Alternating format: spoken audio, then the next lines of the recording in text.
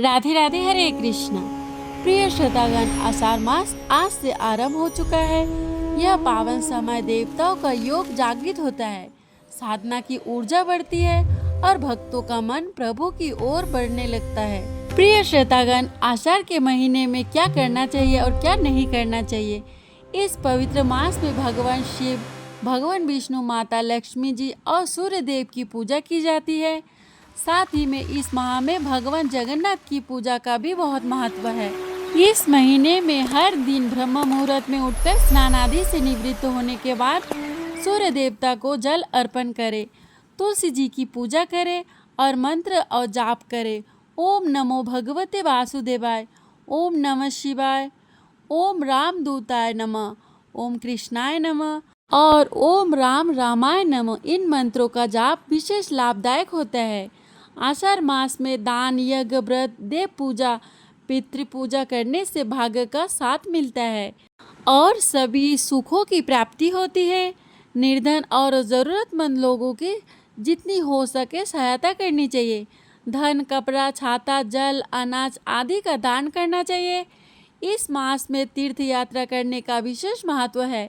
ऐसा करने से शारीरिक और आध्यात्मिक लाभ मिलता है। साथ ही इस महीने में सौंफ, हींग और नींबू का सेवन करने से शरीर स्वस्थ रहता है। क्या ना करें? तो इस महीने में आप बैगन, मसूर की दाल, गोभी, लहसुन, प्याज, मांस, मछली, मदिरा या अन्य नशीले पदार्थ से दूर रहे।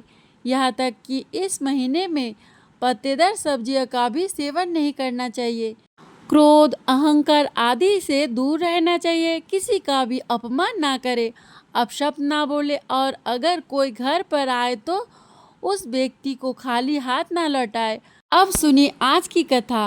पूर्व काल की बात है। परम पुण्यमय पवित्र नैमिषारण्य क्षेत्र में बड़ा मनोहर जान पड़ता था। वहाँ बहुत सारे मुनि एकत्रित हुए थे। तरह तरह के पुष्प उस स्थान की शोभा बढ़ा रहे थे। पीपल, पारिजात, चंदन, अगर, गुलाब तथा चंपा आदि अन्य बहुत सारे वृक्ष उसकी शोभा में वृद्धि सहायक हो रहे थे। तरह तरह के पक्षी, नाना प्रकार के मृगों का झुंड, अनेक पवित्र जलाशय तथा बहुत सी बावलियां उन वन को सुशोभित कर रही थी। ब्राह्मण, क्षत्रिय, वैश्य, शूद्र और अन्य जाति के लोग भी वहां उपस्थित थे। ब्रह्मचारी, गृहस्थ, वानप्रस्थ और सन्यासी सभी जुटे हुए थे। झुंड के झुंड गौएं उस वन की शोभा बढ़ा रही थी। नैमिषारण्य निवासी मुनियों का द्वादश वार्षिक अर्थात 12 वर्ष तक चालू रहने वाला यज्ञ आरंभ था, जो गेहूं, चना, उड़द, मूंग और तिल आदि पवित्र अन्नों से यज्ञ मंडप सुशोभित था। वहाँ होम कुंड में अग्निदेव प्रज्वलित थे और आहुतियाँ डाली जा रही थी। उस महायज्ञ में सम्मिलित होने के लिए बहुत से मुनि और ब्राह्मण अन्य स्थानों से आए हुए थे। स्थानीय महर्षियों ने उन सभी का यथायोग्य सत्कार किया। ऋषित्व सहित वे सब लोग जब आराम से बैठ गए, तब परम बुद्धिमान लोम ब्राह्मण सूत जी वहाँ पधारे। उन्हें देखकर मुनिवरों को बड़ी प्रसन्नता हुई। उन सब ने उनका यथोचित सत्कार किया। सूत जी भी उनके प्रति आदर का भाव प्रकट करके एक श्रेष्ठ आसन पर विराजमान हो गए। उस समय सभी ब्राह्मण सूत जी के साथ वार्तालाप करने लगे। वार्तालाप के अंत में सबने व्यास शिष्य लोम महर्षण जी से अपना संदेह पूछा। मुनि कहने लगे, हे साधु शिरोमणि, आप पुराण, मंत्र, सूत्र, शास्त्र, इतिहास तथा देवताओं और दैत्यों के जन्म, कर्म और चरित्र सब जानते हैं। वेद शास्त्र, पुराण, महाभारत तथा मोक्ष शास्त्र में कोई भी बात ऐसी नहीं है जो आपको ज्ञात ना हो। हे महामते, आप सर्वज्ञ हैं, अतः हम आपसे कुछ प्रश्नों का उत्तर सुनना चाहते हैं। बतलाइए, यह समस्त जगत कैसे प्रसन्न हुआ? भविष्य में इसकी क्या दशा होगी? अथवा संगम रूप संसार सृष्टि से पहले यह कहाँ लीन था और फिर कहाँ से लीन हो जाएगी?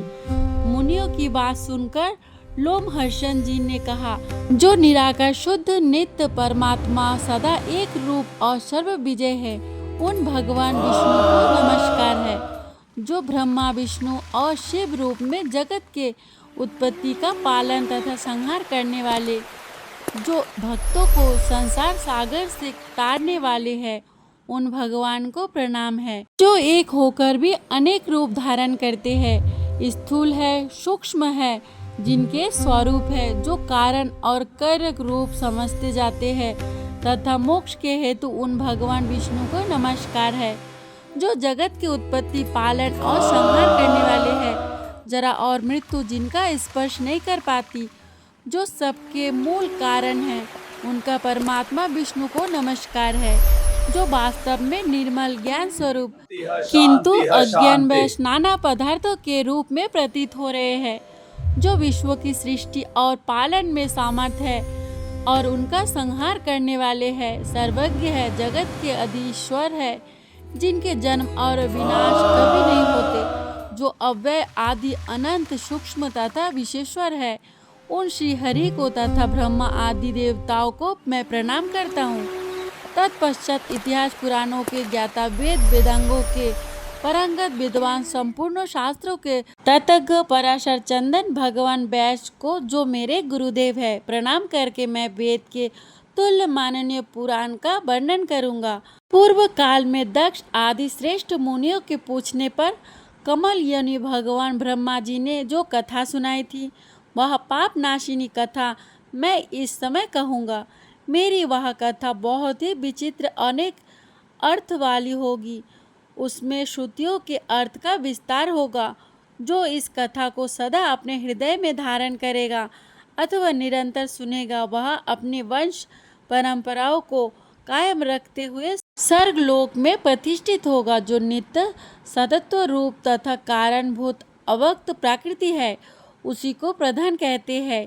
उसी से पुरुष ने इस विश्व का निर्माण किया है। मुनिवरों, अंतिम तेजस्वी ब्रह्मा जी को ही पुरुष समझो। वे समस्त प्राणियों की सृष्टि करने वाले तथा भगवान नारायण के आश्रित है। वे मुनिवरों, अब मैं आप सभी से ब्रह्मा जी ने अपने श्रीमुख से जिस कथा का वृत्तांत सुनाया था, उसका वर्णन करने जा रहा हूँ। ध्यानपूर्वक सुनो। एक समय मुनियों ने कहा, हे भगवान, हम तीर्थ की महिमा का विस्तार पूर्वक श्रवण करने पर भी तृप्ति नहीं होती। आप किसी गोपनीय तीर्थ का वर्णन कीजिए। मुनियों की बात सुनकर श्री ब्रह्मा जी कहने लगे, हे श्रेष्ठ ब्राह्मणों, पूर्व काल में देवर्षि नारद जी ने मुझसे यही प्रश्न पूछा था। उस समय मैंने प्रयत्न पूर्वक जो कुछ उनसे कहा था, वही तुम्हें भी बतलाता हूँ। देवर्षि नारद जी ने पूछा था, हे जगतपते, स्वर्गलोक, मृत्युलोक और रसातल में कुछ कितने तीर्थ हैं तथा सभी तीर्थों में सदा कौन सबसे बढ़कर है? तो ब्रह्मा जी ने कहा, हे देवर्षि, स्वर्गलोक, मृत्युलोक और रसातल में 4 प्रकार के तीर्थ हैं। देव, असुर, आस और मनुष्य, यह 3 लोकों में विख्यात है। जम्बू द्वीप में भारतवर्ष तीर्थ भूमि है और वह तीनों लोकों में विख्यात है। ये पुत्र, वह कर्म भूमि है, इसलिए उसे तीर्थ कहते हैं। पहले मैंने तुम्हें जो बताए हैं, वे सब तीर्थ भारतवर्ष में ही है। हिमालय, विंध्य पर्वत के बीच हुए 6 ऐसी नदियां हैं, जिनका प्रकट्य ब्रह्मा, विष्णु तथा शिव इन देवताओं से हुआ है। इसी प्रकार दक्षिण समुद्र तथा विंध्य पर्वत के बीच में भी 6 देव संवद नदियां हैं। 12 नदियां प्रधान रूप से बतलाई गई है। गोदावरी, भीमरती, तुंगभद्रा, कृष्णवेणी, तापी और पुष्यनी। यहाँ विंध्य पर्वत के दक्षिण की नदियाँ हैं। भागीरथी, नर्मदा, यमुना, सरस्वती, विशोगा और विस्तृता। यहाँ विंध्याचल और हिमाचल पर्वत से संबंध रखने वाली नदियाँ हैं। इन पुण्यमय नदियों को देव तीर्थ बतलाया गया है। कुलासुर, वृत्त, त्रिपुर, अंधक, हायमुर्दा, लवण, मोचक, श्रृंगक, यम, पाताल, केतुमय और पुष्कर, इनके द्वारा अवृत तीर्थ असुर कहलाते हैं। प्रवास, भार्गव, अगस्ती, नरनारायण, वशिष्ठ, भारद्वाज, गौतम और कश्यप, इन ऋषि मुनियों द्वारा सेवित तीर्थ ऋषि तीर्थ है। अमरीश, हरिद्वार, मांधाता, मनु, कुरु, कनखल, भद्रश, सागर, अशुभ, नचिकेता, वृषकापी तथा अरिंदम आदि मानव द्वारा निर्मित तीर्थ मनुष्य कहलाते हैं। यह सब यश तथा उत्तम फल की सिद्धि के लिए निमित्त हुए हैं। तीनों लोकों में कहीं भी जो स्वतः प्रकट हो देव तीर्थ है, उन्हें पुण्य तीर्थ कहा गया है। इसी प्रकार मैंने तीर्थ भेद बतलाए हैं। महोदत्त राजा बलि देवताओं के अजय शत्रु हुए।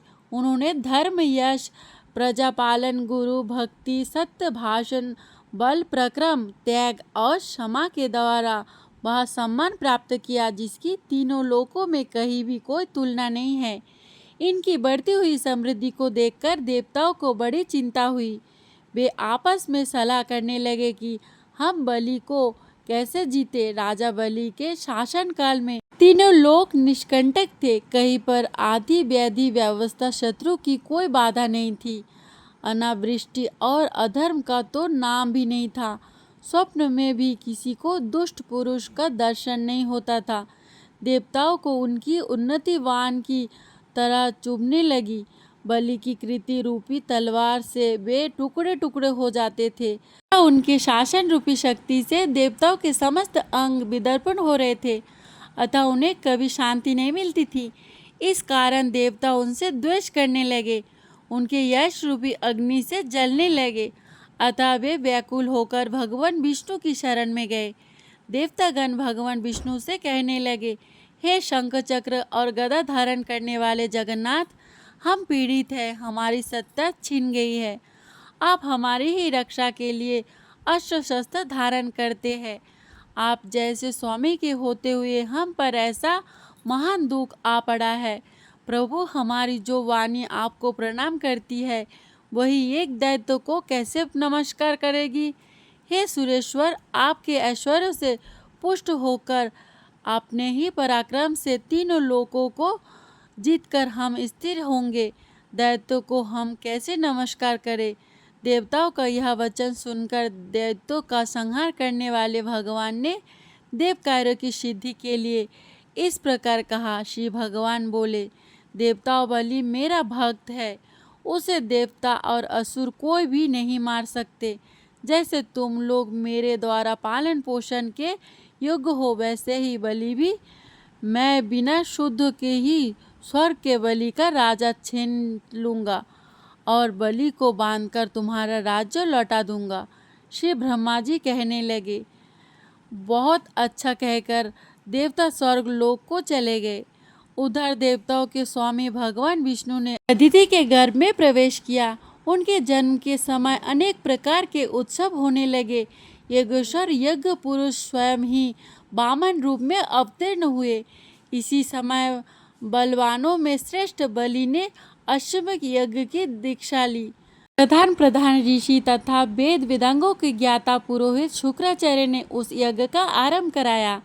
स्वयं शुक्र ही यज्ञ के आचार्य थे।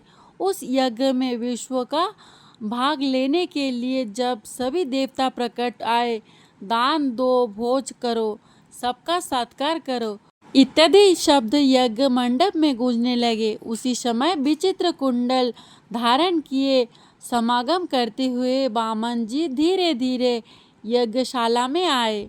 आने पर वे यज्ञ की प्रशंसा करने लगे। शुक्राचार्य उन्हें देखते ही तुरंत समझ गए कि यह ब्राह्मण रूपधारी वामन देवता वास्तव में दैत्य के विनाशक, यज्ञ और तपस्या के फल देने वाले और राक्षस कुल का संहार करने वाले साक्षात विष्णु हैं। बलवानों में श्रेष्ठ महातेजस्वी राजा बलि क्षत्रिय धर्म के अनुसार विजय होकर भक्ति पूर्वक धन का दान करते हुए अपनी पत्नी के साथ यज्ञ की दीक्षा देकर बैठे थे और भविष्य का हवन करते हुए यज्ञ पुरुष का ध्यान कर रहे थे। शुक्राचार्य जी ने वामन जी को पहचान कर तुरंत ही राजा बलि से कहा, हे राजन, यहाँ जो बने शरीर वाले ब्राह्मण तुम्हारे यज्ञ में आए हैं, यह वास्तव में ब्राह्मण नहीं, वह यज्ञेश्वर विष्णु है। प्रभु, इनमें तनिक भी संदेह नहीं है कि यह देवताओं का हित करने के लिए बालक रूप धारण करके तुमसे कुछ याचना करने आए हैं। अतः पहले मुझसे सलाह लेकर पीछे उन्हें कुछ दान देना चाहिए। यह सुनकर शत्रु विजय बलि अपने पुरोहित शुक्राचार्य से कहा, मैं धन्य हूँ गुरुवर, जिसके घर पर साक्षात योगेश्वर मूर्तिमान होकर पधारते और कुछ याचना करते हैं।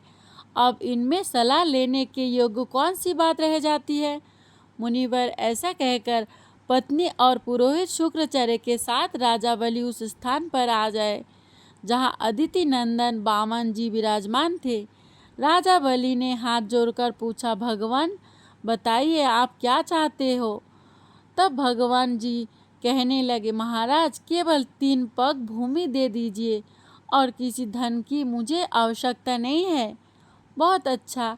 ऐसा कहकर राजा बलि ने रत्न जटिल कलश से जल लिया और वामन जी को भूमि संकल्प करके दे दी। सभी महर्षि और शुक्राचार्य चुपचाप देख रहे थे। स्वस्ति, आप सदा सुखी रहे। कहा, राजन मुझे मेरी नापी हुई 3 पग भूमि दे दीजिए। बलि ने तथास्तु कहकर जैसे ही वामन जी की ओर देखा वे विराट रूप हो गए। चंद्रमा उन्हें इस रूप में देखकर स्त्री सहित दैत्यराज बलि ने विनय पूर्वक कहा, जगमग्न विष्णु आप अपनी शक्ति भर पैर बढ़ाए। वामन रूपधारी श्री विष्णु बोले, दैत्यराज देखो मैं पैर बढ़ा रहा हूँ। बलि ने देखकर कहा, बढ़ाइए, अवश्य बढ़ाइए। तब भगवान ने पृथ्वी के नीचे स्थित कच्छप की पेट पर पैर रखकर पहला पग बलि के यज्ञ में रख दिया, किंतु उनका दूसरा पग ब्रह्मलोक तक पहुंचा।